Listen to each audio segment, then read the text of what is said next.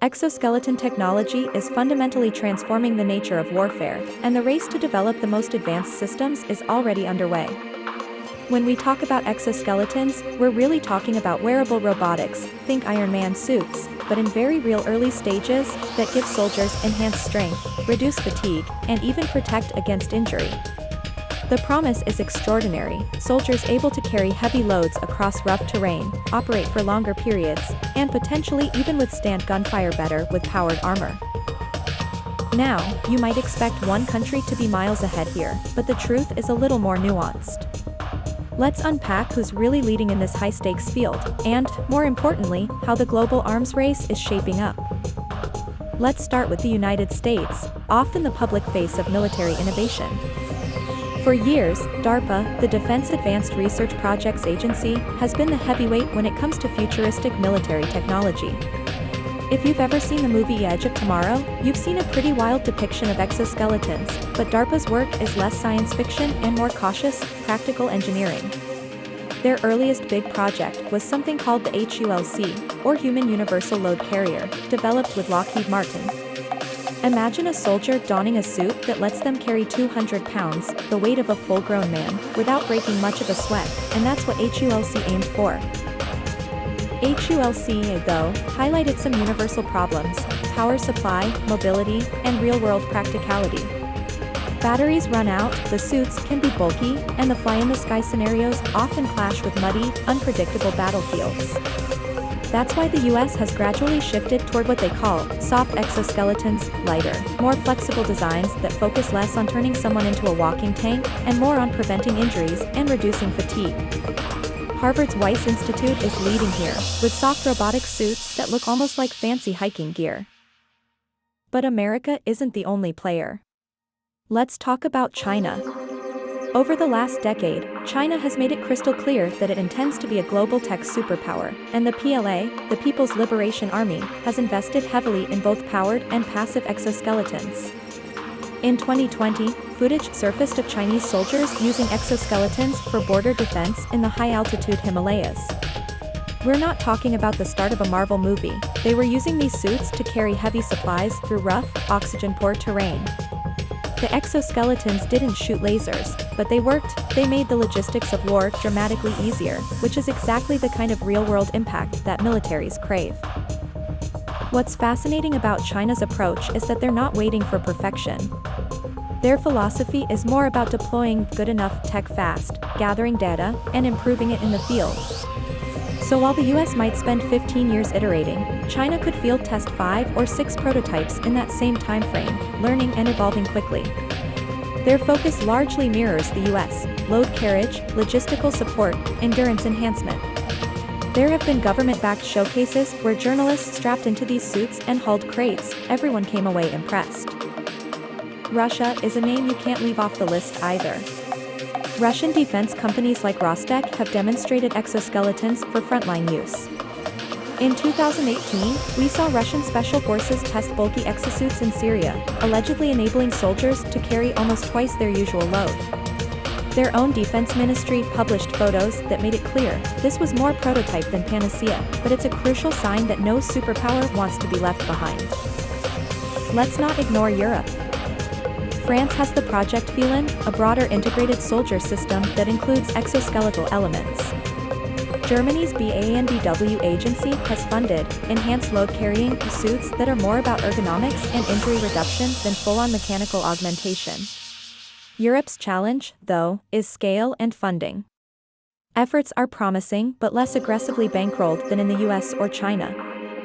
Japan is a bit of a wild card. Because their constitution restricts offensive military action, Japan's focus has been more on civilian-use exoskeletons, particularly for elder care and heavy industry. But here's the thing, many of these innovations are just as relevant in the military, and it's easy to imagine a dual-use scenario where soft, lightweight Japanese suits are adapted for defense if necessary. So, when you ask who's ahead, you have to break it down. If ahead means widest deployment and quickest iteration, China might actually have the edge. China's exosuits are being used, right now, for real logistics work in challenging environments. If ahead means cutting-edge R&D and long-term ambition, the US still leads in pushing the boundaries, especially in universities and defense labs. Russia and Europe are active, but not nearly at the same level of widespread innovation. But let's go deeper. Why are militaries pouring so much brainpower and billions into exoskeletons anyway? Here are some tangible, relatable reasons. Consider a soldier in Afghanistan lugging a 90-pound pack through mountains in the blazing heat. Divide that by an 8-hour patrol, and you're talking about the equivalent of carrying all your groceries for a month, every single day, for weeks on end. It's not just tiring, it's debilitating. Injuries like stress fractures and damaged knees are rampant. Imagine the difference if wearing a suit could have that strain, or even remove it altogether. Or think about urban combat, the difference between a soldier being able to sprint up a flight of stairs with a machine gun and body armor versus moving sluggishly and risking exposure. Exoskeletons could narrow that gap, and at the extremes, make maneuvers possible that were previously suicide missions. But power supply remains a universal roadblock. The dream is a suit you can wear for 24 hours, but battery tech isn't there yet. There's also a psychological element. Battlefield gear has to be intuitive and reliable. No one wants to be the first in their squad to have a hardware malfunction while under fire. There's another twist. Civilian tech is feeding military development at lightning speed.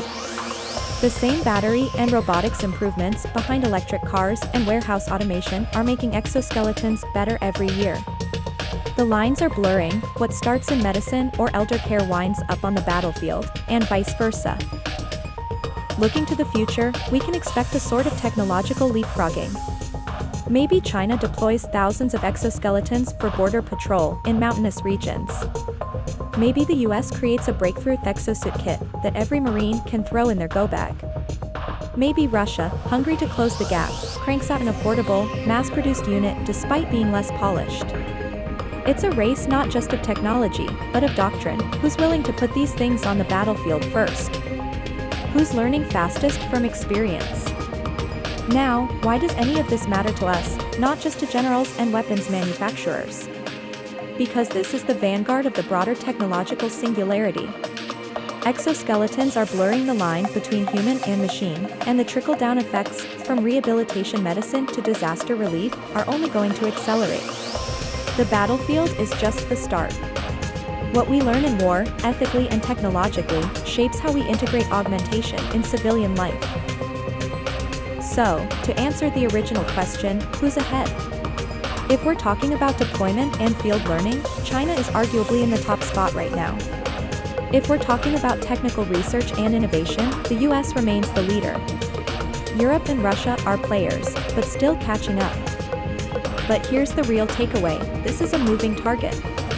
Every year brings new advancements, new power sources, more advanced artificial intelligence, and smarter sensors.